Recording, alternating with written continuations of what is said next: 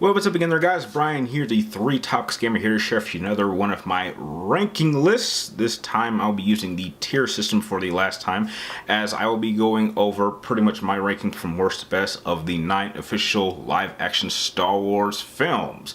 Now, for those of you that aren't aware, I believe a little over a week ago I actually did put up a poll and allowed you guys to decide which tier list video you guys want me to do first between Assassin's Creed and Star Wars films and Assassin's Creed 1, so I did that one last week, so I'm doing this one this week. But before I get into my official ranking, if you could or haven't already, don't forget to give this video a thumbs up if you like it, and don't forget to press the subscribe button, because every subscription helps us get us closer to my end of the year goal, which I think we're at a good pace at getting into.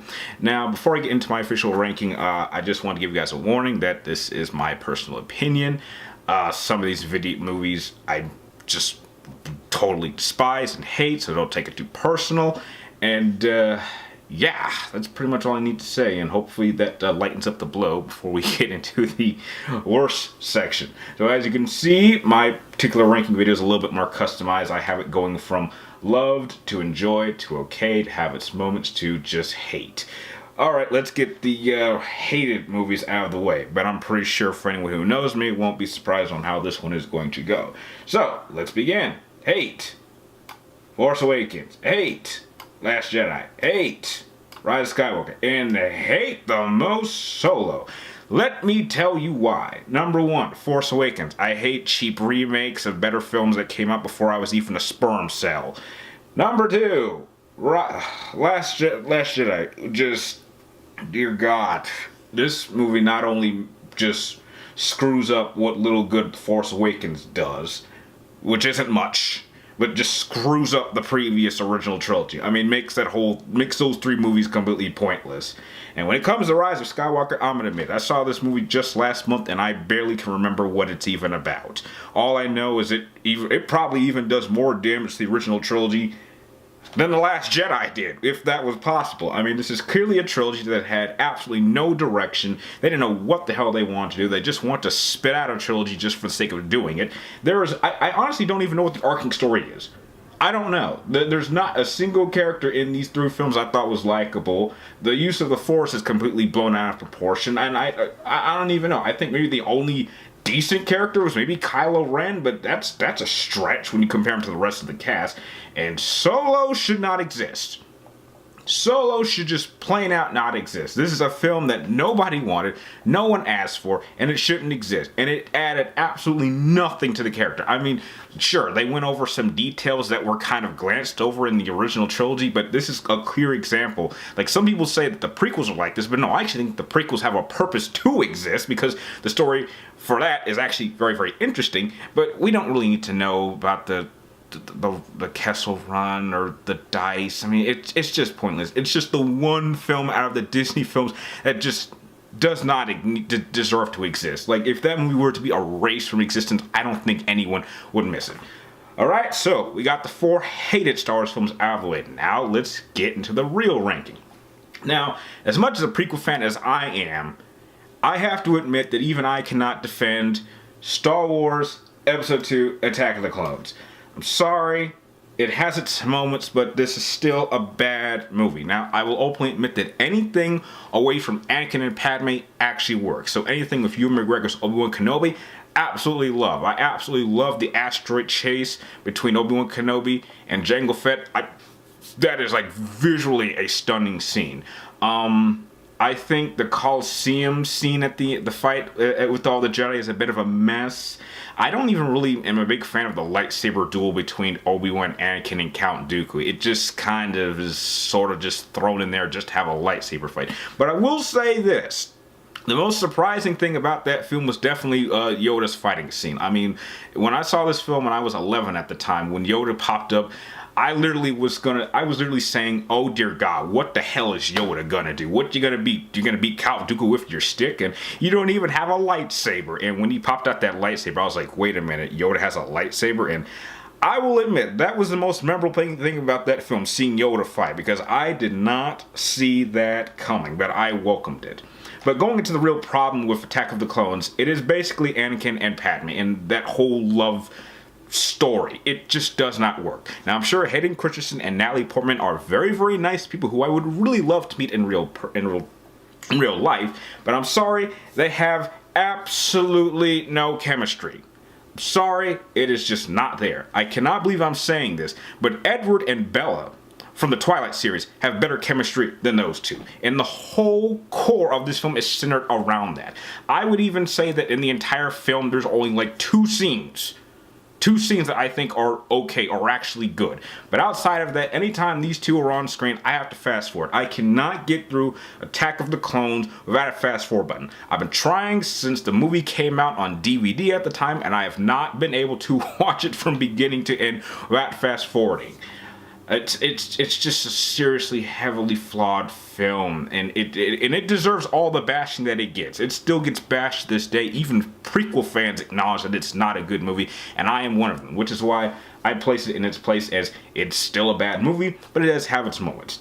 As we get into the okay tier, this one's probably going to surprise some people, but I am actually going to put Star Wars Episode 4: A New Hope. Now, I'm going to admit, it wasn't until sometime after I was done with the prequels that I actually had a chance to rewatch the original trilogies and enjoy them a little bit more, because I was not a fan of Star Wars before Phantom Menace. I really wasn't. I had seen the films, but I really just wasn't feeling them too much. But after The Force Awakens came out, I have to say, I grew a much greater appreciation for A New Hope. And, you know, I acknowledge it. It's the very first Star Wars film that was ever made. It started the franchise. It was the standard of the series. And I think that every single Star Wars film should be compared to it. You are either below that or above that. And I think it sets the standard. I even think to this day, some of its visuals are still very impressive, even despite all the digital CGI computer enhancements that have been added to all these previous versions since the original film was released back in the 70s. And I think it, has great characters, great acting, great visuals, great suspense, and I think the trench run is still one of the greatest scenes in cinema history. But it's probably the one out of the original trilogy I watched the least. I mean, it's okay, but I'm not as big of a fan of it as, say, older Star Wars films, which is what gives it its place on my list. But I will say this, in the okay tier, the film that I openly admit I do watch a bit more than A New Hope is Episode 1 of Phantom Menace. This was the very first Star Wars film I ever saw in theaters, and that is actually the Star Wars film that made me a Star Wars fan. I was not a Star Wars fan before seeing that film. And heck, despite its flaws, I still enjoy it. There is a lot about A Phantom Menace I really, really enjoy. I absolutely really enjoy Liam Neeson's Qui-Gon Jinn. I thought Obi-Wan Kenobi was absolutely incredible, but heck, Obi-Wan Kenobi is the one consistent thing about the prequels that is absolutely excellent. I absolutely love the pod racing scene. The lightsaber fight at the end is epic. The soundtrack is incredible. The visuals at the time were stunning. Jar Jar Binks is an annoying character, but I don't hate him. To quote Mace Windu from the Clone Wars, even he kind of had his problems with Jar Jar Binks. By the end of his episode, he kind of had that moment where he's like, you know what? I think I'm starting to get you. And I'm like that now. And I don't think Jar Jar Binks is hated as much as he used to be back then. I think since then, the generation that started with Episode 1 has grown up and has come to openly appreciate the prequels, and I'm one of them. Yes, it is definitely a flawed film. There's a number of big problems with The Phantom Menace, but overall, I can certainly enjoy it. I certainly could probably enjoy it a lot more than A New Hope, but despite its flaws, I'm okay with it. It works for me. As we go into the enjoy tier, the next on my list is actually going to go to Return of the Jedi. Return of the Jedi is, it's not a perfect film, and I openly admit I'm not a big fan of the first third of the film, which involves the heist in Jabba's palace in order to rescue Han Solo. I'm not really a big fan of that scene, but past that part, everything works pretty well. We see Luke at his strongest in the original trilogy. He is now pretty much almost a Jedi at that point. We get to see the Emperor, who is just always entertaining. He steals any scene he's in. I think the fight in the forest is a little bit ridiculous with the Ewoks. I think the final confrontation between Luke and Vader is epic, and I have to admit, I did get emotional at the very ending of the film. It actually very much resonates with me on a personal level. If you guys know about my connection with my own father, who's no longer here. And it works. And as far as I'm concerned, that is the perfect ending for the Star Wars trilogy, or the Star Wars series, in my opinion. I do not wish to acknowledge a sequel trilogy. As far as I'm concerned, it started with The Phantom Menace, and it ended with Return of the Jedi, and I know I'm not the only one who feels that way, which is what gives it its place on my ranking list.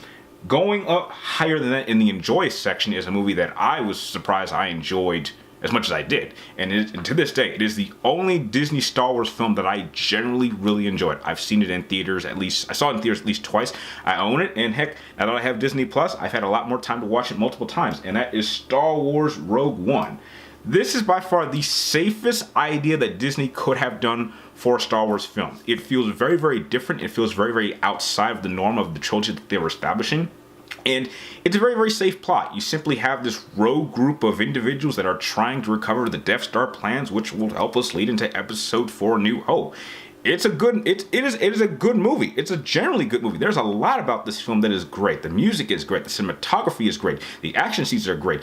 I'll even go so far as to say as the space battle in Rogue One is by far my favorite out of any Star Wars film. This absolutely works, and the introduction of Vader is handled very, very well. Now, Disney has been really, really careful about how you want to use Vader, and Vader's not in the film much, but when he is used, it is absolutely used to maximum effect. Yes, Vader is the most popular character in Star Wars, period, but you never want to overuse him, and they use him properly in this film to the point where he is generally terrifying in that hallway scene. I mean, my God, that was probably like, I was like, wow, this is like the most terrifying I've ever seen, like, after suit Vader, and I think it's handled very, very well. So, yeah, I can openly admit that, heck, if we can get more films like that outside of the normal, structure that Disney has been working with, then I do think that some future Star Wars films have a lot of potential to being really, really excellent Star Wars films, and I really hope to see more quality Star Wars films from Disney like that one. That is the model that they should be following, which is why I really enjoyed Star Wars Rogue One as much as I do. Going into the love department, there's only 2 episodes left, and for those of you that know me, you know how this is going to work. But I'm sorry, but coming in second has to go to Empire Strikes Back, which is openly regarded by many Star Wars fans, including OG fans, to be the greatest Star Wars film of all time, if not one of the greatest films of all time. I can see why. I didn't feel like it when I was younger, but now that I'm much more older and much more mature and much wiser, I can see why. This movie was a benchmark film and probably one of the greatest films of all time, and I can openly see why. I mean, the Battle of Hoth in the beginning is excellent. I think Luke's development and his training was handled properly. That's how you properly show enough time of a character training to become a Jedi. I think the whole scene of Han Solo being frozen in carbonite was very, very emotional. I think that the asteroid chase scene was excellent. I think the use of Vader is very, very well handled. I think the fight scene between Luke and Vader is not my favorite lightsaber fight scene, but I do think it has a number of weight, and the reveal of, quote, spoiler alert, Vader being Luke's father is still considered to be one of the most shocking moments in cinema history, and I can perfectly understand why. I think the reason why it just doesn't quite have the number 1 stakes for me is simply because I think the ending is a little bit too obvious. And what I mean by that is that some people consider like the last or the final fight between Luke and Vader to be the greatest fight ever. I don't see it that way, because anyone who just has common sense knows that Luke just can't win. It makes absolutely no sense for this kid who's been training for less than a couple of weeks to go up against someone who's been killing Jedi and hunting and has been pretty much an ultimate badass for 2 whole decades. I mean, there was just no way he could possibly win that fight. So basically, he was going into that fight, we all knew he was going to get his ass kicked. How bad? Anyone can tell. And so it loses a little bit of just suspense for me, because I just know how it has to end. Even before I saw the film for the first time, I just knew there was no way Luke could win, even when I was a child. But that doesn't stop it from being a truly great film. I perfectly understand why people would place this as number 1, but for me, it stands as the number 2 on my ranking, which leaves only one installment being the number 1 favorite Star Wars film of all time for me, and that is never going to change, and that has to go to Star Wars Episode 3, Revenge of the Sith. Not only is Star Wars Episode 3 Revenge of the Sith my favorite Star Wars film, not only is it one of the most rewatched films I have ever seen of all time. I've clearly seen Revenge of the Sith at least over 100 times, but it is easily in my top 10 favorite films of all time. no question. This film has absolutely everything you could ask for in a Star Wars film. It has by far the best opening of any Star Wars film. It has my favorite soundtrack. It has my favorite set of visuals. It has the greatest cinematic sword lightsaber fight in Star Wars history, in my opinion. It actually has emotion. It has tragedy. I think Order 66 is probably one of the most tragic scenes I've ever seen in any film. And even after over 15 years, which I believe this came back in 2005, this movie still holds up. I mean, it still looks really, really good. I think the performances this time around actually very much work. I mean, it's not a flawless film. There's a couple little issues that they could have tweaked or could have done a little bit better, but this is an excellent film. In fact, it in some cases even helps smoothen out my biggest issue with episode 2, that being the chemistry between Padme and Anakin. I actually think it works a little bit more in this film because we've had that 3-year period of time, if you've watched the Clone Wars as I have, which actually kind of enhances it. And so the fact that I've taken all of this information, you have all this buildup. I mean, a lot of people, I can understand why people say that Anakin's turns a little bit quick, but if you're someone like me who knows the entire history of Anakin's development, you would know that this is not quick. This has been building for some time. And I think just overall, it is the most enjoyable Star Wars film. A lot of people give George Lucas a lot of shit because of how he handled the prequels. And while I agree that it wasn't the execution that was handled too well, I think that the story itself was very well handled. I am a much bigger fan of the story of the prequels than the originals. I just think that the execution of the originals was much handled better despite its limitations. But overall, episode 3 is still, in my opinion, an incredible Star Wars film. I know I'm not the only one who feels that way, and I have a very hard time believing that any Star Wars film that comes out from Disney from this point on will ever be able to top that film. And that is why it will probably always remain my favorite Star Wars film of all time. So that pretty much brings an end to my ranking of the Star Wars films. I would really love to hear your guys' ranking of the Star Wars films. Do not feel bad if I'm not gonna hold it against you if you like the sequel trilogy. Everyone has their own particular tastes. We're all friends here. Be sure to share your list with me and everyone else in the comments down below. And like always, I'd like to thank you guys for watching. You're awesome, and I will see you next time.